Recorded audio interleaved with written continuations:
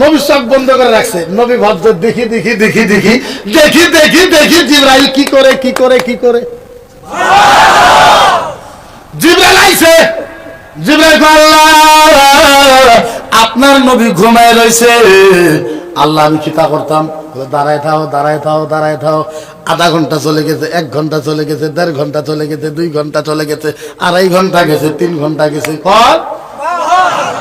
3 ঘন্টা পরে আল্লাহ কি তা করতাম? 3 ঘন্টা হয়ে গেল, নবী উঠে না।